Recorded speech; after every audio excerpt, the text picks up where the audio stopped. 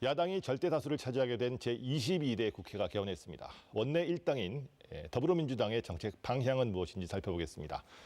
더불어민주당 정책위 수석 부의장을 맡고 계신 민병덕 의원과 자세한 얘기 나눠보겠습니다. 의원님, 민생개혁 1호 법안들을 내셨습니다. 법안 내용들은 어떤 것들입니까? 민생위기 극복을 위한 특별조치법을 냈는데요. 전 국민을 대상으로 해서 25만 원에서 35만 원 사이에 민생회복지원금을 지급한다는 내용입니다. 네, 그 형태를 지역화폐로 지급함으로써 지역 내에서 돈이 돌게 하고 그리고 4개월 내에 다 쓰게 하는 구도입니다. 경제회복을 위한 마중물의 역할을 하는 그런 구도입니다. 그래서 싱가포르 같은 경우는 이것을 해서 투여된 세금보다 훨씬 더 큰 정책적 효과가 있었다고 하거든요.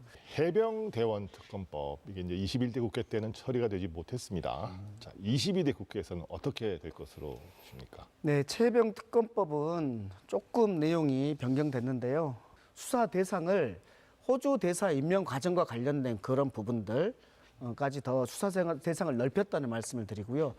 중요하게는 특검의 추천 권한과 관련해서 민주당이 1명 그리고 비민주당이 1명 이렇게 바꿨습니다. 구체적으로 말씀드리면은 대통령에 속하지 않은 교섭단체 1명, 대통령에 속하지 않은 비교섭단체 1명 이렇게 2명을 추천하면 대통령이 1명을 임명하는 그런 구조로 바꿨고요. 국힘당 내부에서도 이 부분에 대해서는 털고 넘어가야 된다라고 생각하는 많은 의원들이 계셔서 그분들을 설득하면서 가려고 하고 있고요.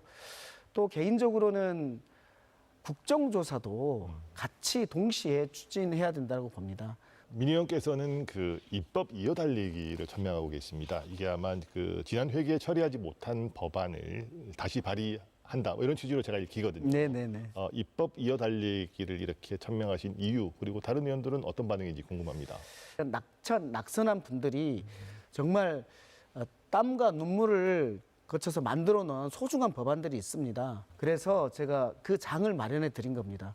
그래서 A라는 법안을 기존의 누구 의원에게서 누구 의원이 이어달린다라고 하면서 기존의 의원님이 나오셔서 이 법안의 취지를 설명해 주시고 그리고 이게 끝까지 될 수 있도록 돕겠다고 하고 새로운 의원님이 나오셔가지고 나는 어떤 취지로 이 법안을 가져가겠다라고 하면서 열심히 일하는 국회 이미지도 만든과 동시에 또 하나는 서로 기존의 분들에 대해서 존중하고 배려하는 이런 문화를 만들려고 하는 것이고요. 이게 제 생각보다는 훨씬 더 좋은 반응을 만들어내고 있습니다. 지난주에 시즌1을 했고 이번 주에 시즌2를 하는데 계속 줄이 서 있습니다. 경기 안양 동안 갑이 지역구십니다. 자, 지역구를 위해서 이 4년 동안 꼭 해야 되겠다 싶은 것들 어떤 것들인지 좀 소개해 주십시오. 새로운 산업이 들어올 수 있는 그런 곳이 되려면 어떻게 해야 될까 고민을 많이 했는데요.